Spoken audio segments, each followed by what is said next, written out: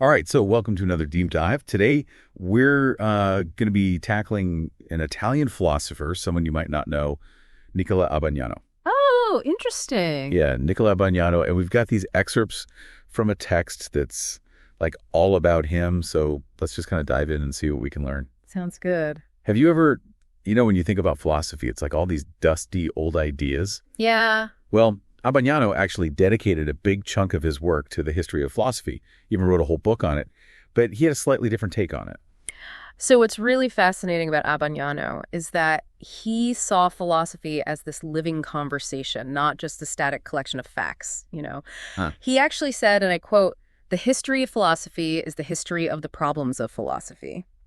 And what he was really getting at was that these questions, they just keep coming up in new and different ways throughout history. Yeah, that makes sense. So it's like, I don't know, it's kind of like today's news builds on what happened yesterday, right? Exactly. There's always a context, always a backstory. Exactly. So instead of us thinking, oh, Plato already figured it all out centuries ago, Right. Abbagnano would be more likely to ask, what can you add to this conversation now, with our modern understanding?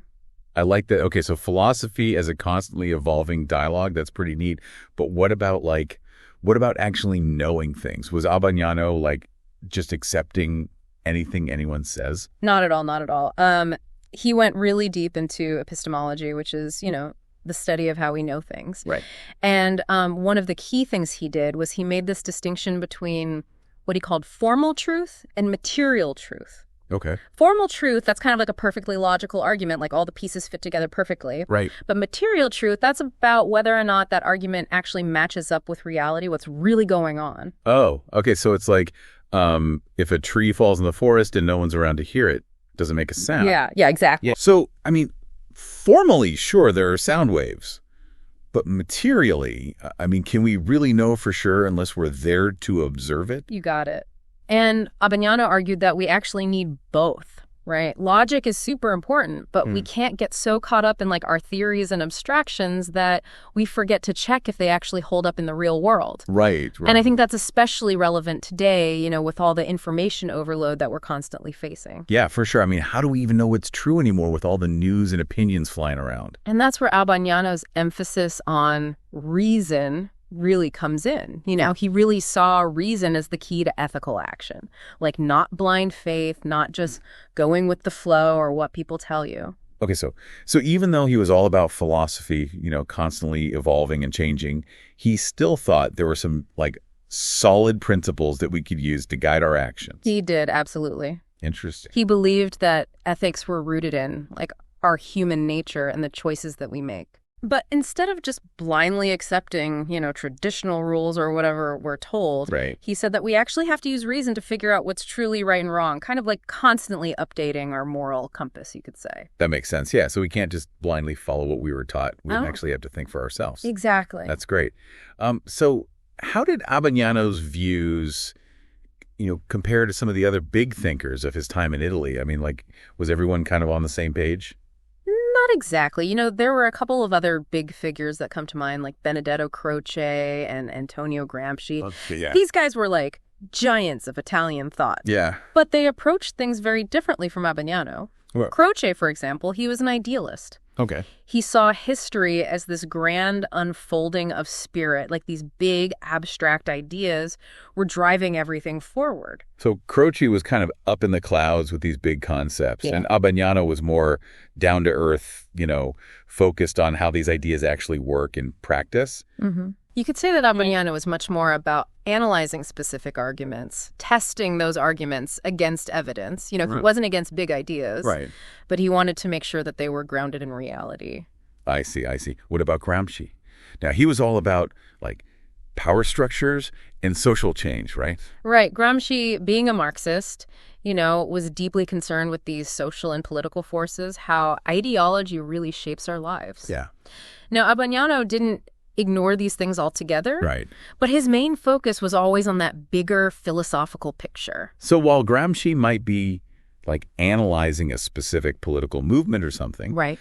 Abbagnano would be looking for, like, the underlying principles of power and control that apply across different situations. That's a great way to put it. He was really looking for, like, a universal framework for understanding, human knowledge and action. Yeah. One that could go beyond just these specific political contexts. Okay, so I'm starting to get a sense of how Abbagnano kind of fits into this bigger picture, He's taking these timeless philosophical questions Right.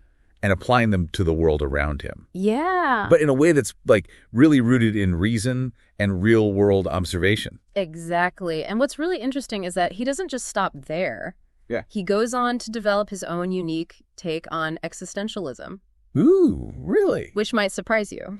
Interesting. Okay, well, let's take a quick break and then we'll come back and unpack that. That's good. Okay, so before the break, we were getting into how Abbagnano's ideas kind of stacked up against some of his contemporaries. Right. But one thing that really stood out to me was how he tackled existentialism. Yeah. I mean, existentialism, isn't that all about angst and the meaninglessness of life? Well, that's the stereotype. Yeah. Yeah, but Abbagnano actually developed what he called positive existentialism. Wait, positive existentialism. How do you make existentialism positive? I mean, isn't that kind of like saying, happy nihilism? Well, yeah, I mean, think about it. Right. Traditional existentialism, it often focuses on this idea that, existence is absurd. Right. There's no inherent meaning. Right.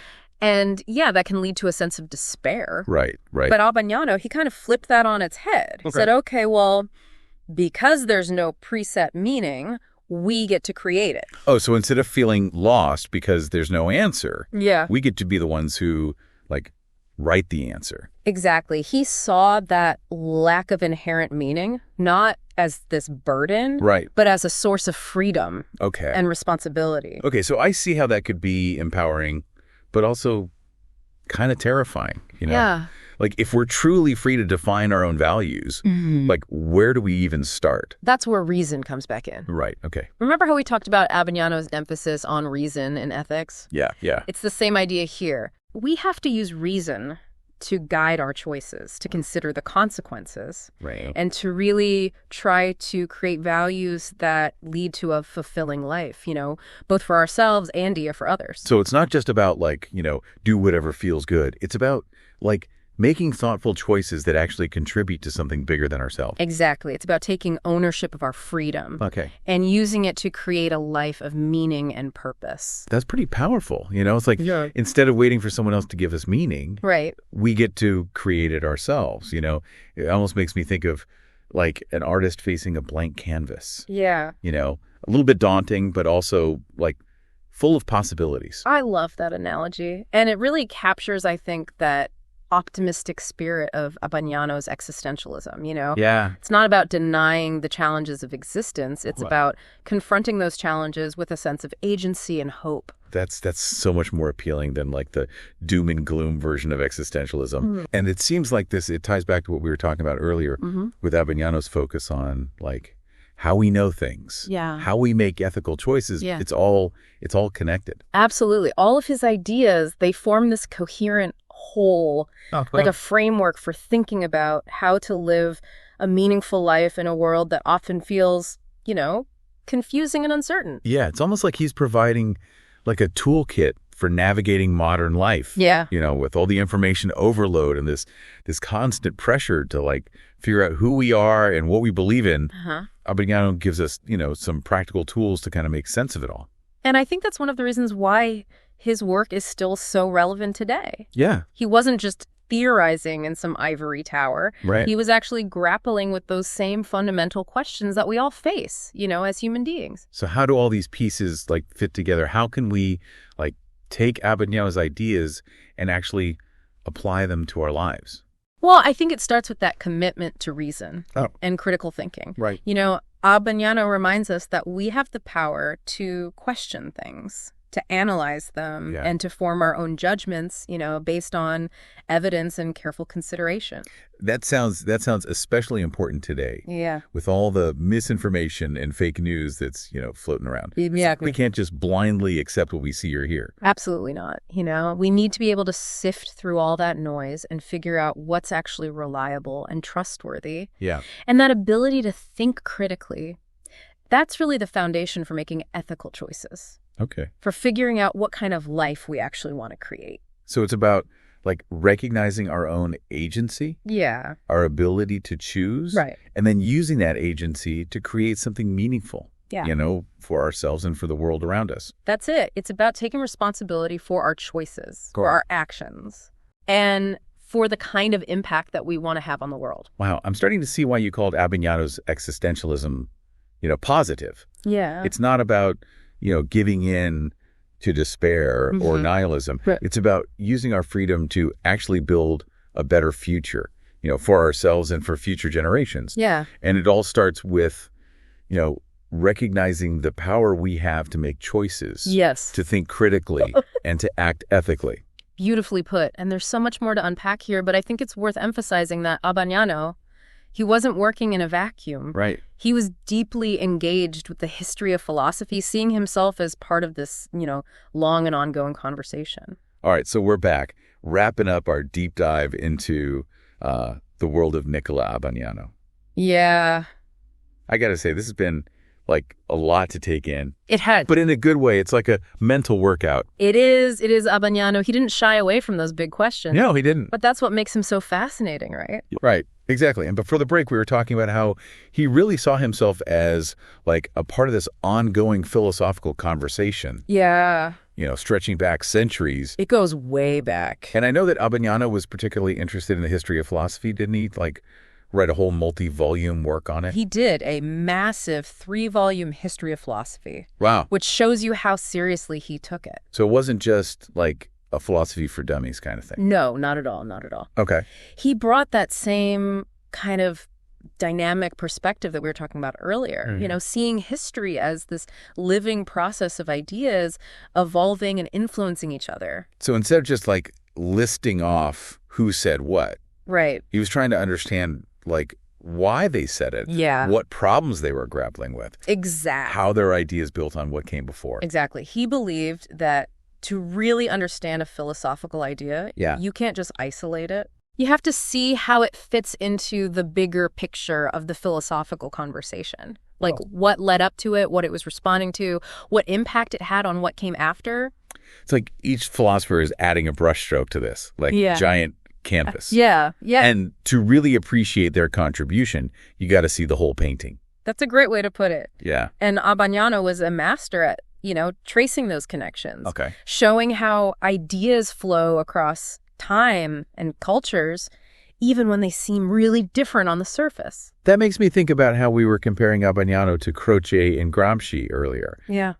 Even though they disagreed on some things, they were all like part of this larger Italian intellectual scene. They were. Right. For sure. They were all responding to the same like historical and cultural forces. Absolutely. And Abbagnano's work helps us see how those different perspectives kind of fit together, how they challenge and enrich each other. He really helps us appreciate, I think, the complexity and richness of, that philosophical tradition.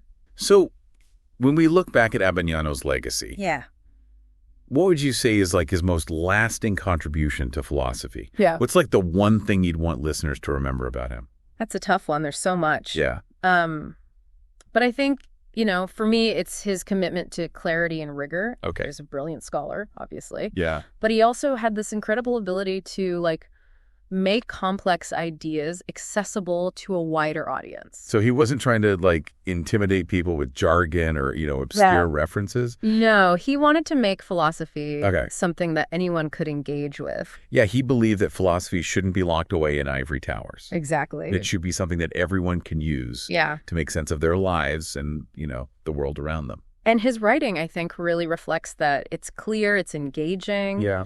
And it's full of insights that I think are still super relevant today. That's really inspiring. It makes me want to like go back and revisit some of those classic philosophical works that, maybe I struggled with before. I think you'd be surprised by how much you get out of them now. And that's the beauty of philosophy. It really is a lifelong journey of discovery. Yeah. And Abbagnano, with his, emphasis on critical thinking and reasoned dialogue, Right. he really provides a great roadmap for that journey. Well said. I feel like we've only just scratched the surface of Abbagnano's work in this deep dive. It's true. There's always more to explore. But it's definitely like sparked my curiosity to learn more. Me too. And I hope our listeners feel the same way. If you're intrigued by what you've heard today, I really encourage you to pick up some of Abbagnano's writings and just dive in. Yeah. You might be surprised by what you discover. That's a perfect note to end on. It is. Thanks for joining us on this deep dive into the world of Nicola Abbagnano. It's been a pleasure. And remember, as Abbagnano himself might say, keep those minds questioning and those conversations flowing.